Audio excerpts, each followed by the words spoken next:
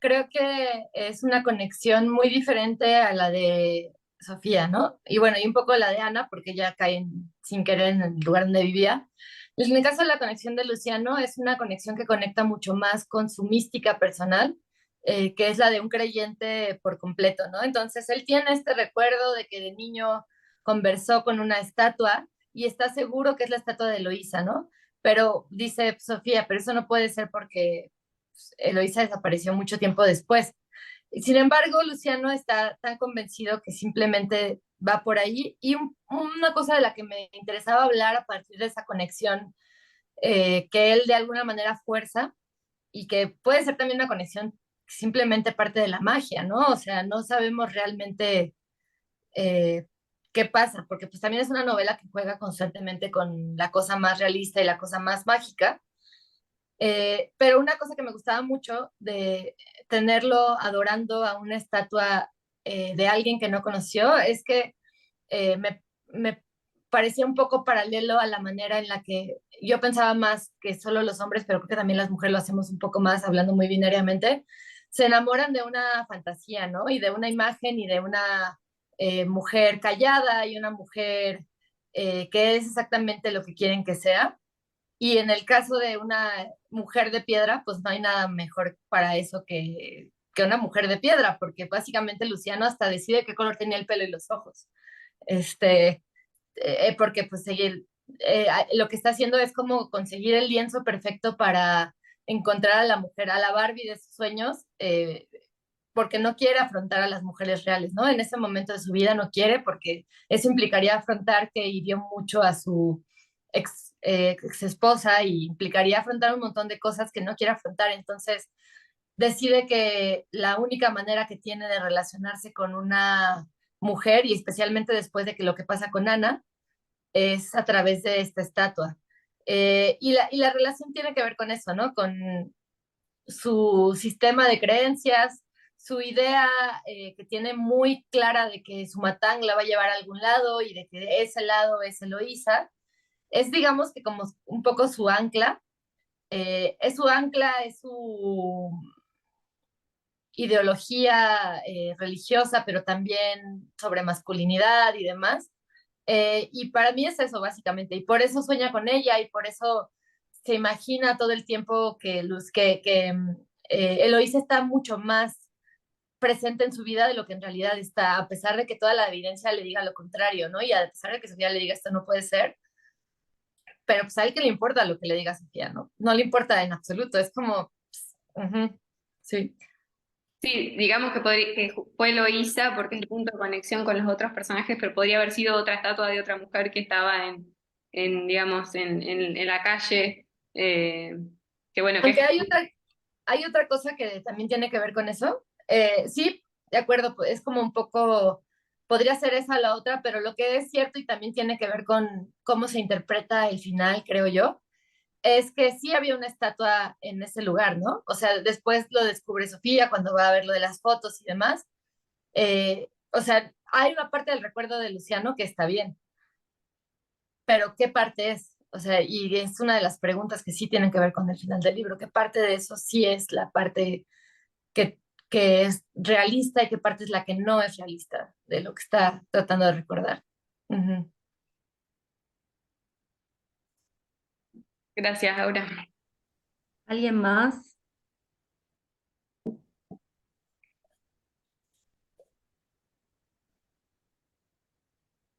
Ay, Eh, puedo, no Dale. voy a dar mi teoría porque ya está, este, ya cayó, así que, pero no, lo que me interesó también del libro es que traes a las Maju, a estas mujeres, eh, que el protagonismo que les das en una cultura, creo que occidental, donde no es muy difícil que tengan esa cabida que tienen en lo que es la Polinesia, ¿no?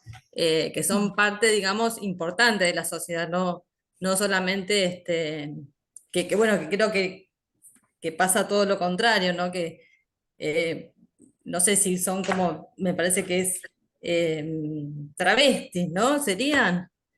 Y como así. este tercer sexo. y la relevancia que tienen en la sociedad, ¿no?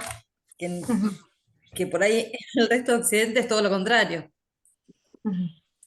Sí, me encanta que lo menciones porque nunca nadie lo ha mencionado, creo, a la fecha en ningún círculo de lectura, o tal vez sí, pero muy de refilón, ¿no? O sea, a mí una cosa que me encanta es como en las culturas antiguas había no antiguas, pero pre-europeas, había mucho menos regulación sexual en general, ¿no? Hace poco leía, por ejemplo, que en México, antes de que llegaran los españoles, bueno, más bien cuando llegaron los españoles, una de sus principales preocupaciones, la de los evangelistas, era regular la conducta sexual, porque la monogamia ni siquiera era una norma tan contundente, pues no, de hecho no era una norma contundente porque en las culturas comunitarias, por ejemplo, no había esta idea de la paternidad como una necesidad así, de linaje y todo esto, sino que más bien, pues, eso fue una imposición española muy fuerte, ¿no? De igual manera, pues también la regulación de los géneros como masculino y femenino nada más, en gran medida es una cuestión que vino de la colonización en muchos espacios, incluyendo el espacio de la Polinesia. O sea, hay muchos reportes de cómo a partir de los viajes del Capitán Cook empiezan a regular un montón de cosas que no tenían importancia en la sociedad, ¿no? Como el hecho de la existencia de este tercer género, que son las majus, y también en México pues existe en Oaxaca las mijes, que son básicamente equivalentes a las majus, ¿no? Que es curioso porque también no es exactamente equivalente a lo que ahora entendemos como una mujer trans, porque creo que ahora se No, busca que una mujer trans tenga un montón de posibilidades en la sociedad que como cualquier otra mujer, y sin embargo, en estas culturas tenían un papel muy fijo, tenían que atender simplemente sí, a lo que se consideraba dentro de la división sexual del trabajo, lo que tenía que hacer una mujer, ¿no? Entonces, tal cual. eh, Era Teriki, muy específico, sí, sí, sí, sí. exacto. Teriki no es eso, Teriki es una mujer moderna, o sea, que entre muchas otras cosas pudo haber sido una Mahu y decide ser una Mahu, ¿no? Entonces, no, perdón, de entre todas esas cosas pudo haber sido lo que fuera y decidió ser asistente, a eso me refería. Ella elige ser asistente, eh, y además pues tiene más cabida porque de repente esta, digamos que polinización, ¿no? Polinización, no sé cómo se diría, de la sociedad, de repente hay más cabida para una Mahu, que además te digo que me gusta que entronca con las mijes, que también pues no es que sean la población más aceptada. En Oaxaca, en muchas regiones sí, pero más hacia las zonas urbanas, pues tienen la misma cantidad de rechazo que cualquier otra mujer trans, ¿no? O sea, sí son bastante marginadas y demás. Y me gustaba la idea de, a ver, vamos a tratar de que este personaje no sea un personaje marginado y no es un personaje marginado, es un personaje central para su comunidad, eh, que es importante para muchos personajes y que tiene la maldita desgracia de toparse con Luciano, ¿no? Pero fuera de eso, tiene un papel bien diferente dentro de esta comunidad y eso me gustaba porque siento que también la literatura tiene ese espacio para así tener reivindicaciones, aunque sean pequeñas, que no coinciden con la realidad del mundo, y más en una novela que tiene que es una ucronía, no es lo que nos pasa ahora, ¿no? Eh, pero bueno, pues sí, gracias por mencionar a Teriki, porque sí, Sí, la sacaste del espacio doméstico, digamos, que tenía en la Polinesia y la llevaste allá. Sí, sí, como, sí, exacto. me encantó, la verdad que me encantó que lo trates porque si son todas esas cosas que, bueno, que, que hay que reaprender toda la cuestión de los géneros, ¿no? Que estamos por ahí ya de otra, los que somos de otra generación, entender eso y que, bueno, y que en otras culturas tienen otro papel y otra relevancia, ¿no? Y que son también, o cumplieron un papel importante, ¿no? Sí, sí, también sí creo que eso contribuye mucho a desnaturalizar cosas que parecerían eternas y ubicuas. Pues creo que a mí siempre lo digo porque sí lo considero muy interesante. Es que a mí estudiar letras clásicas lo que más me dio fue perspectiva histórica y para ver que las cosas que se naturalizan muchas veces tienen orígenes bien diferentes actuales. Digo, más bien tienen momentos históricos muy diferentes a cómo funcionan ahora. Y este viaje que hice por el Pacífico, o sea, viaje libresco, porque no fui al Pacífico, me llevó a lo mismo, ¿no? A darme cuenta de cuántas de esas instituciones naturalizamos, incluyendo el género, cuando han tenido una multiplicidad de maneras de manifestarse, incluyendo terceros géneros, muchas cosas, sí. Ujú. Pensaba, mientras hablabas de esta regulación de la sexualidad y las culturas otras, diferentes, pensaba que, bueno, que ya hay en germen algo de eso en tu anterior libro, ¿no? Ujú. En ¿cómo era? El día que... Ay, Aprendí. que aprendí que Es muy largo. Sí. es muy largo. Hay como Ujú. una idea de desnaturalizar las relaciones sexoafectivas, ¿no?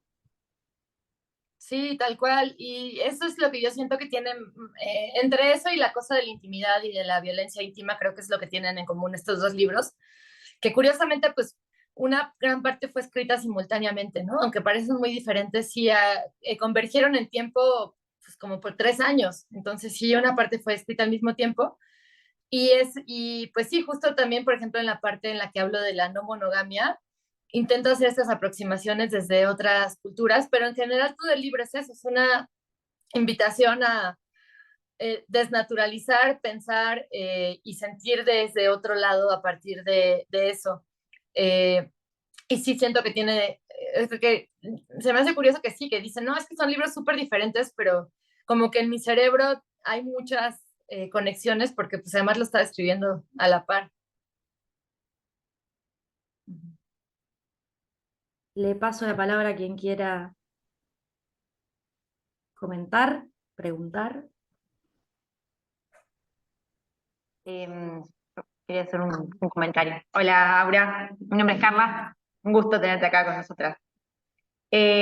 Volviendo un poquito al final del libro, y también haciendo referencia a esas hipótesis que vos te creás y que bueno, las dijiste un poco, unas 3 hipótesis, hay una que no me acuerdo bien, pero el hecho de convertirse en piedra significaba o que te mataran o que te suicidaras, o sea, esa es la idea principal. No, en el Luciano no sentí eso, yo sentí como que él se quería petrificar para irse, pero no sentí que se fuese a suicidar. Incluso él es como que quiso evitarlo en un momento y no pudo. Bueno, cuando aparece esta persona misteriosa que lo mira con el ojo. Entonces ahí es como que también nos da esa posibilidad de decir, bueno, me quiero petrificar para inmovilizarme en tiempo y espacio, y voy y lo puedo hacer. Y ahí es como ahí también uno, uno se sacaba la duda de decir, bueno, las personas que estaban petrificadas era porque era lo que ellos querían. O sea, yo no me quedé con que estaban petrificados porque alguien los mataba o porque se suicidaban, sino porque por elección decidían hacerlo. No sé si al resto le pasó lo mismo, pero me quedó un poquito como una otra hipótesis más, que no sé si estoy en lo correcto o no, pero bueno, nada, estaría bueno tu visión de eso. Lo voy a añadir a la lista de hipótesis.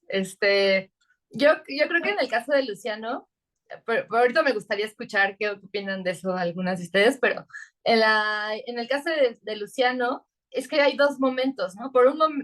Hay el momento en el que, desde el momento en que él recae, su vida se va hacia abajo, ¿no? O sea, no es que estuviera en la gloria, pero estaba en una extraña estabilidad y recae y entonces de repente empieza a quemar todo lo que tiene. O sea, primero quema a la única persona que le había ayudado, que es Teriki, luego a partir de eso, lo que le queda de comunidad lo expulsa y pierde la posibilidad incluso de ver a su sobrino, que era como la única eh, pues la única relación afectiva real que tenía, ¿no? O sea, y cercana y demás, ¿no?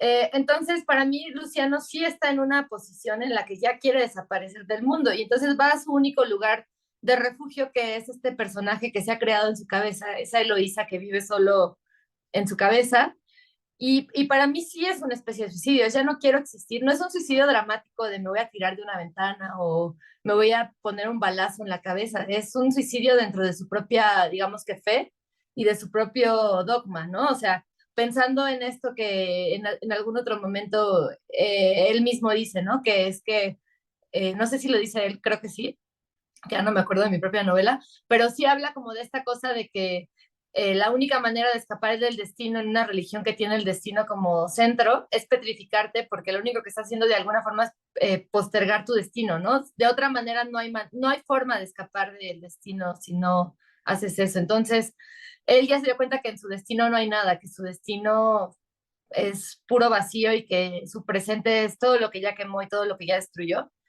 Y entonces para mí sí es un suicidio, o sea, sí es un suicidio en este sentido, ¿no? De su propia fe y de su propio dogma, porque ya no hay nada para él. Y lo único que hay es lo que no existe, que es lo que él se inventó en su cerebro, que es este personaje. Y por eso decide, pues así. Pero luego, pues cuando ve a este personaje, a Kaula, que se le para enfrente, dice, ay, pues, ay, mejor no. Pero pues, luego su ídolo y gurú le dice como, mejor sí. ¿Qué tal si mejor sí? Y entonces es como termina. O sea, por eso digo que para mí pues, sí es una petrificación por suicidio, esa en particular. Eh, pero bueno, digo, más allá de, o sea, creo que la otra pregunta de qué le pasó a Eloísa es diferente, ¿no? Pero para mí esa es lo que yo estaba, al menos lo que yo estaba pensando cuando escribí ese, esa huida del mundo. Pero bueno, igual me gustaría escucharlas.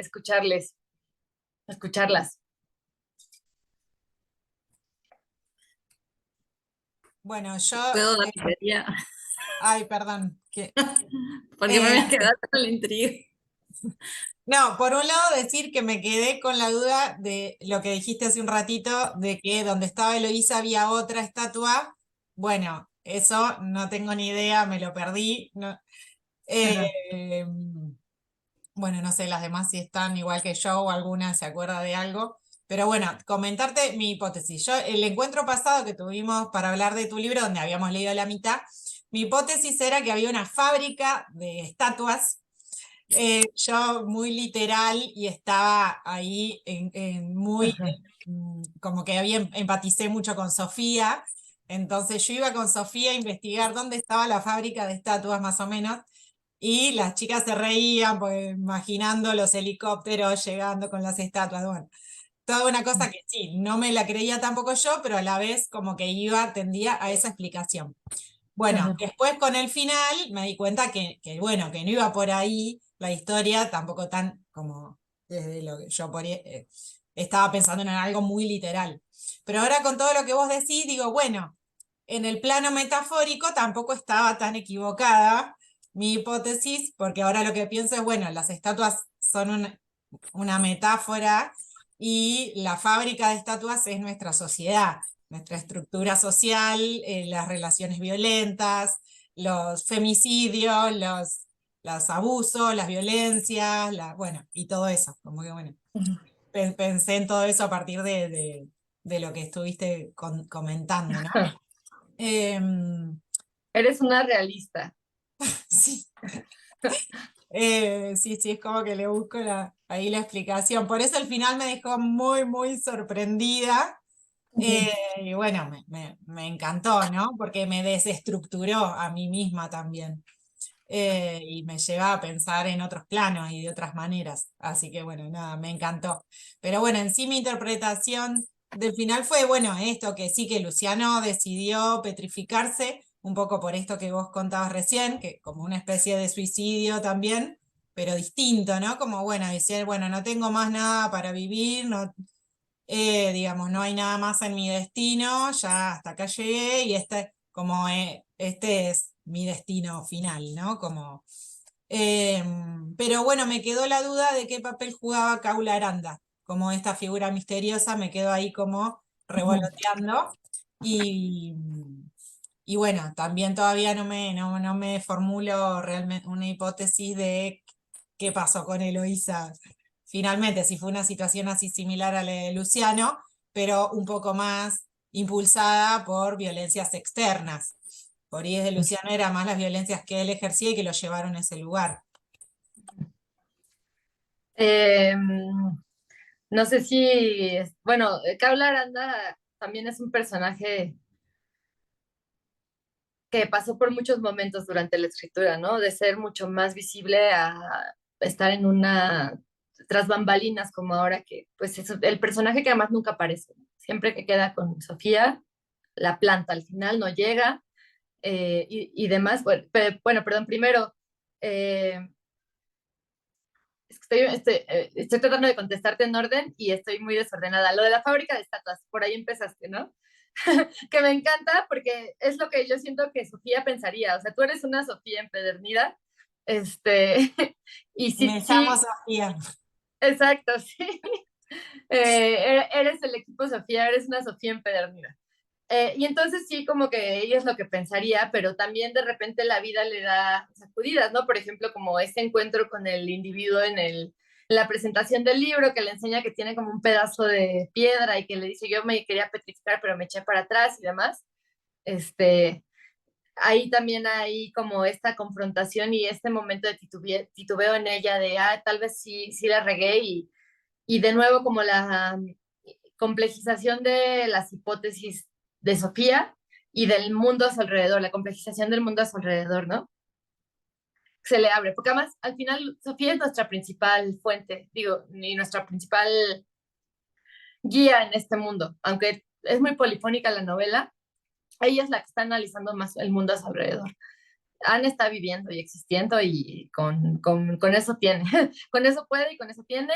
Y Luciano es muy dogmático, entonces como que nuestros ojos son ella y cuando ella duda, pues nos obliga como lectoras a echarnos para atrás y dudar un poco y eso es más hacia el final. Y también es ella nuestra conexión con Kaula Aranda, a pesar de que Luciano pues es muy fan y tiene una pintura en su sala y lo trata un poco como este dios, ¿no? Que también es este personaje que es entre muy interesante y muy ridículo y muy, diría que da como mucho cringe, pero al mismo tiempo pues dices, ay, pues no están tan mal sus obras de arte, yo sí iría a esa expo.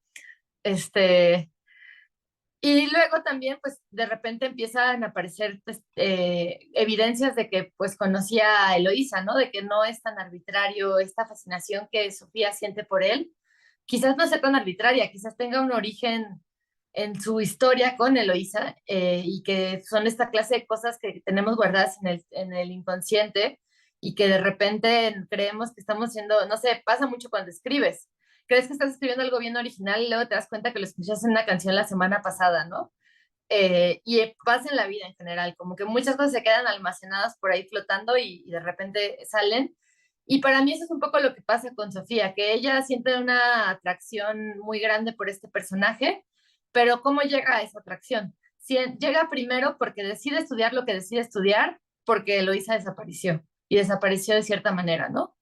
Y ella lo dice, como yo llegué a esto, a lo que me dedico, porque Eloísa ya estaba trazando Matanzas desde antes de desaparecer y porque, etcétera, y porque ella estaba hablando de estas cosas y demás. Entonces, como que de alguna manera su respuesta a la desaparición de Eloísa es su carrera académica.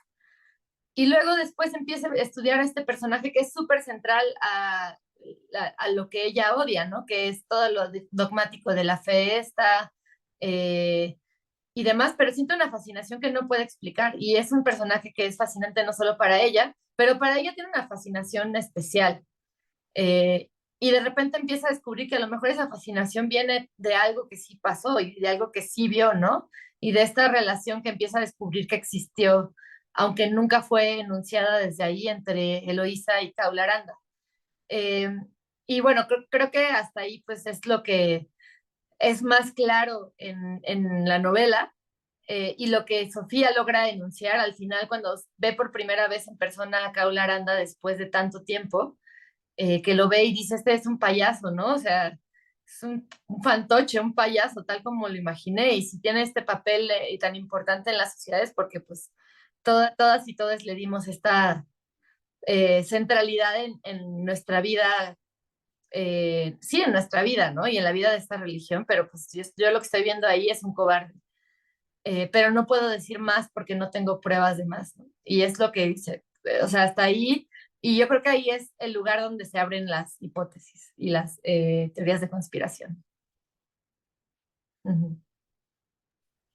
Hay en la figura de Kaula Aranda una crítica a la figura del artista, al arte, algo así, como que no lo puedo expresar bien, pero yo algo ahí vi. ¿Vos Sí, yo creo que, no, que sí tienes toda la razón, o sea, no a la figura del artista así en general, porque el arte contemporáneo me gusta mucho, pero también creo que sí hay algo de venir personaje, que está en todas partes, pues, pero en el mundo del arte hay un montón eso, ¿no? De tengo que ser este personaje ultra interesante, eh, y es eso, ¿no? Es devenir personaje y devenir fantochería y demás, y sí creo que hay mucha farsa dentro de ese mundo. No, no todo es farsa, obviamente, hay cosas, y de nuevo, yo decía que si yo viera una expo de Kaula Aranda, probablemente me gustaría su trabajo, ¿no? Porque además, pues sí está inspirado en artistas reales, que me gusta como lo que hacen, pero también me chocan dentro de esta cosa de ser este centro, que quieren ser más bien como una estrella, ¿no? O sea, no es solo ser un artista, es ser una estrella, y para constituirte en estrella tienes que hacer ciertas cosas y demás, y hay mucho ego y también hay mucha violencia y mucha justificación de la violencia dentro de estos mundos que son como, digamos que la bohemia, por nombrarlos de alguna manera, ¿no? Entonces, más que una crítica al arte contemporáneo, yo creo que es una crítica a la figura, al star system de la figura del artista como alguien que está más allá de cualquier regla y que puede actuar como le venga en gana porque es artista y tiene toda la autoridad para hacer eso, Si ¿no? te parece, nos despedimos. Ok. Pues muchísimas gracias, disfruté mucho conversar con ustedes y ya cualquier cosa, pues ahí me encuentran en Instagram, me pueden escribir y les contesto por ahí. Y bueno, menos para que les cierre el final, porque eso no va a ocurrir, pero para cualquier otra cosa que no sea esa, ahí me pueden encontrar. Te agradecemos muchísimo la predisposición y bueno, nada, esta cercanía que permitiste, para nosotras es muy importante, muy emocionante también. Así que bueno, nada, gracias por todo, por contestar enseguida, por sumarte a la propuesta.